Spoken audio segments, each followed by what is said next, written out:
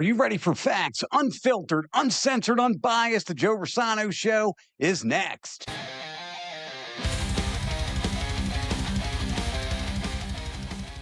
Welcome to the Joe Rossano Show. Hi, I am Joe Rossano.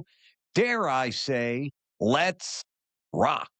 Dearest friends and fellow Americans, before we start, I need to reset expectations clearly and directly. This is not your grandmother's Joe Rossano Show episode. And this is not only a facts-based breakdown.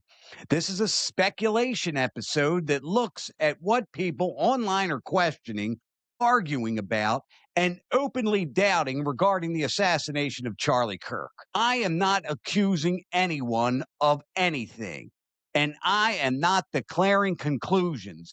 I am laying out the names, places, contradictions, and claims that are already circulating and asking why so many questions remain unanswered.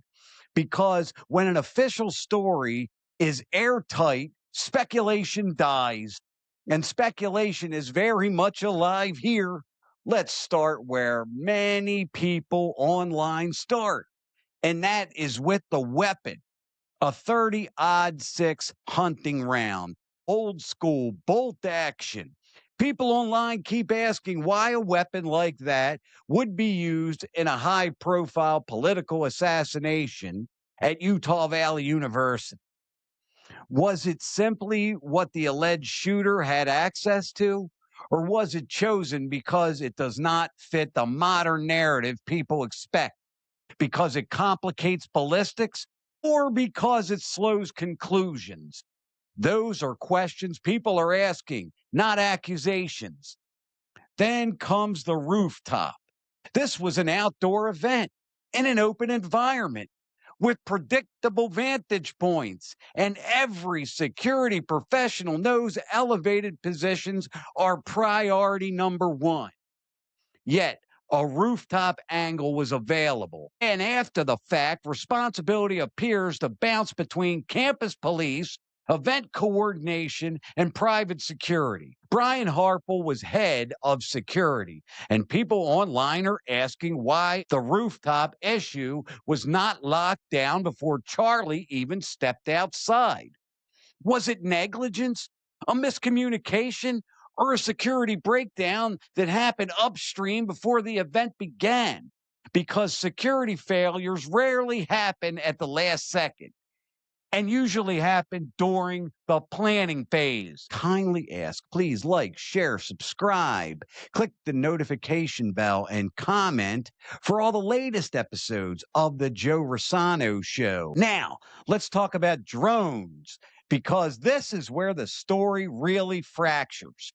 Frank Turek publicly stated that drone footage was being monitored while driving to the event, while Brian Harple has stated that drone coverage was not allowed.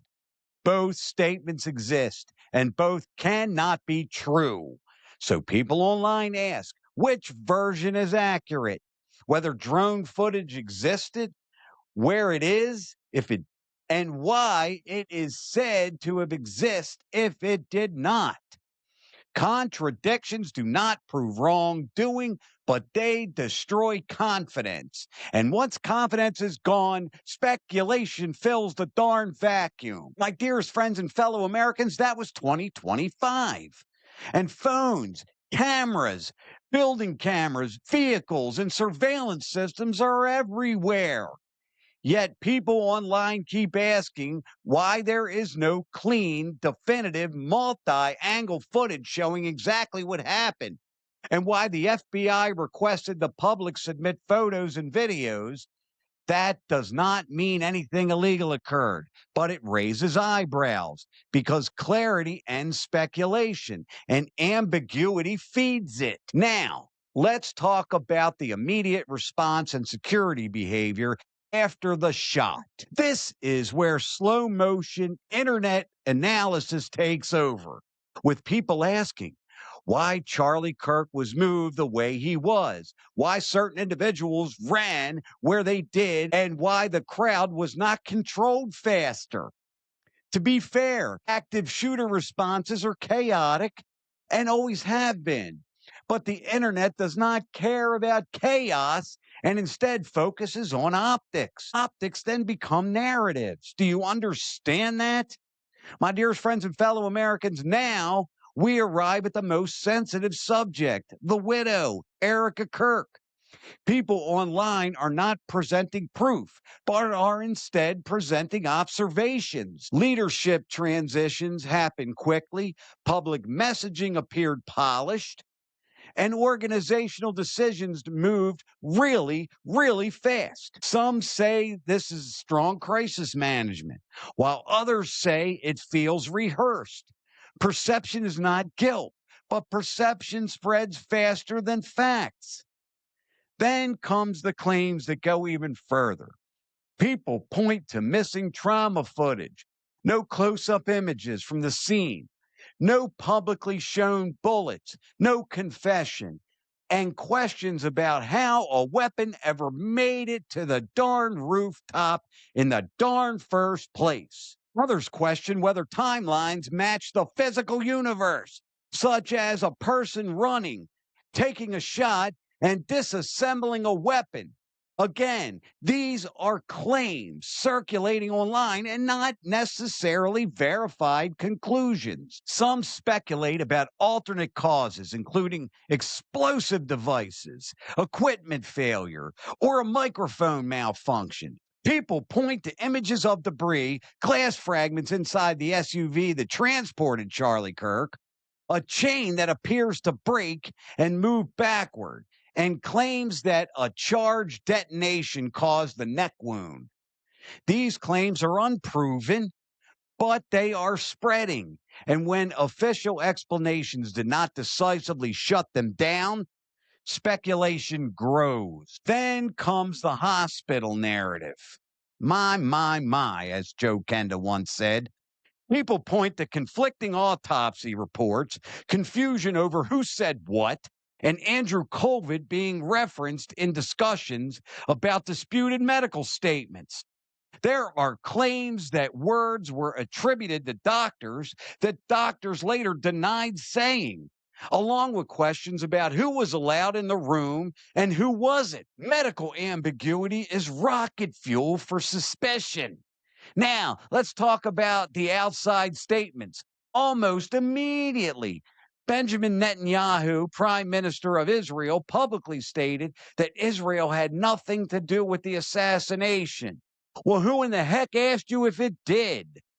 People online found the timing a little strange. Not that anybody accused Israel, but because the denial arrived before many people had even processed what happened. Again, nobody said Israel was responsible in the first place, Mr. Prime Minister.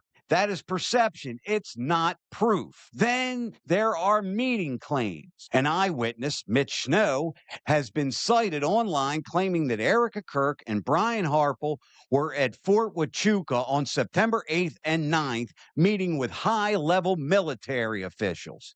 These claims are not verified, but they are part of an online discussion. Now, let's talk motive, because motive is where investigations always end up. Ask Lieutenant Detective Joe Kenda from Homicide Hunters. He'll tell you that. People online point to money, audits, control, and power, including claims that TPUSA was headed towards a Doge-style audit. Or, as the TPUSA attorney would say, a Doge-style effort. We got to be very careful there. And that such an audit / effort never happened after Charlie Kirk's death. History shows money has been motive for murder since the beginning of time. And while that does not mean it applies here, it explains why people ask. It is our right to ask questions as American taxpayers. Let me remind you, TPUSA is a nonprofit, which our tax dollars allow. Then comes the media personalities. Stu Peters aired clips questioning Tyler Boyer and Erica Kirk regarding whether Charlie Kirk's wishes were followed after his death. Roll it. By the way, we've now learned that the hundreds of millions of dollars that was rejected by Charlie Kirk has now been secured by his successors.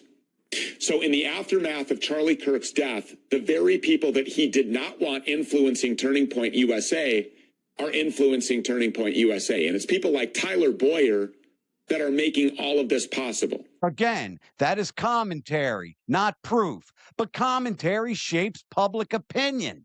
I can't believe I got to tell folks that.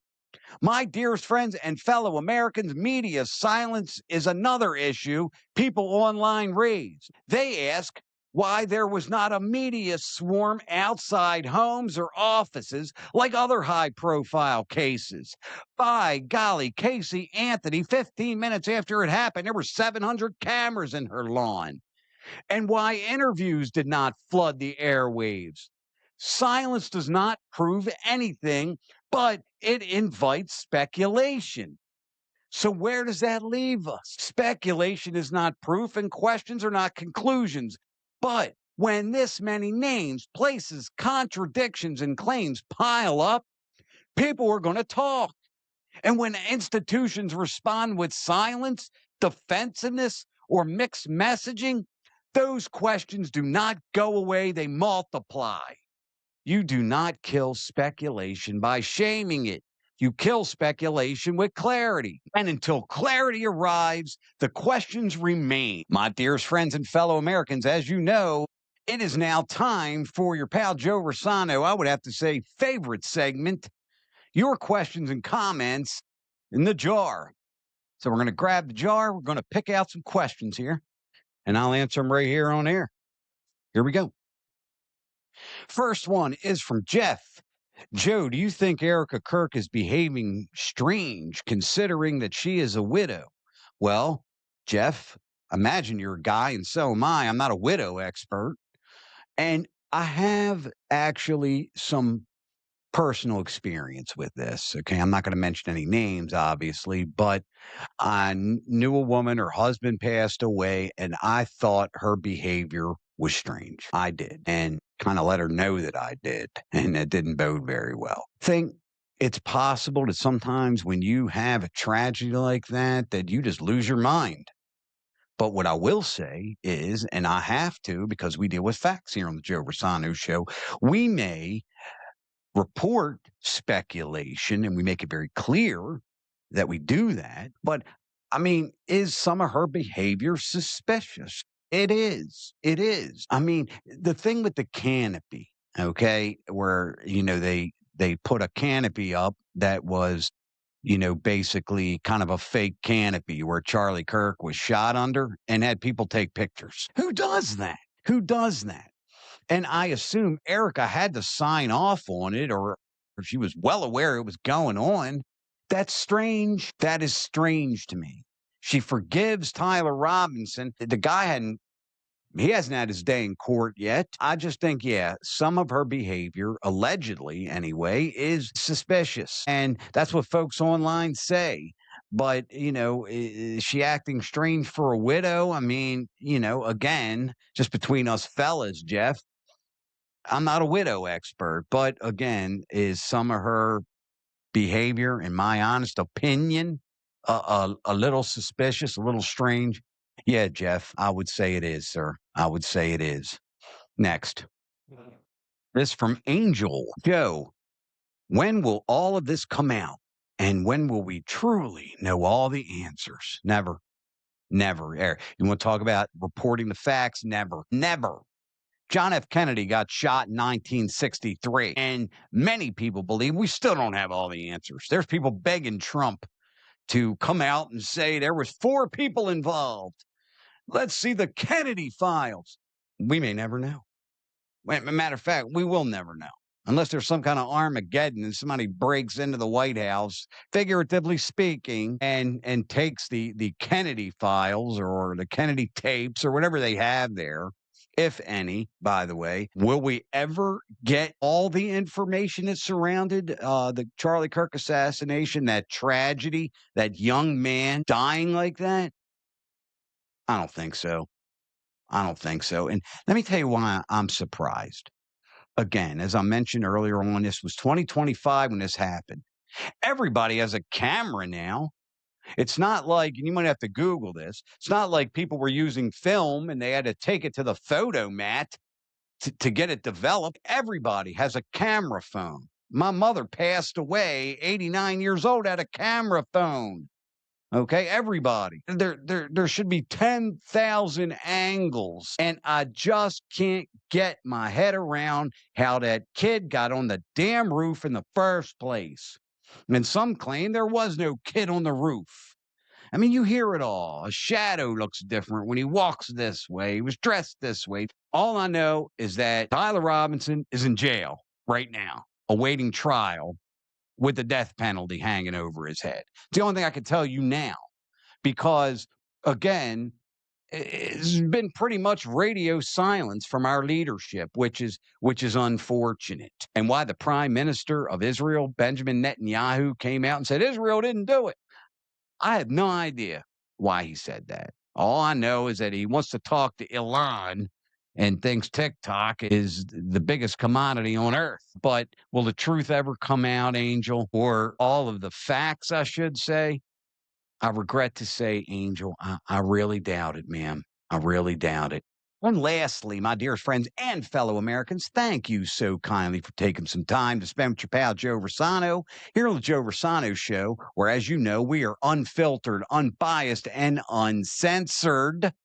This is the time where I kindly ask, please like, share, subscribe, click the notification bell, and comment for all the latest episodes of the Joe Rossano Show.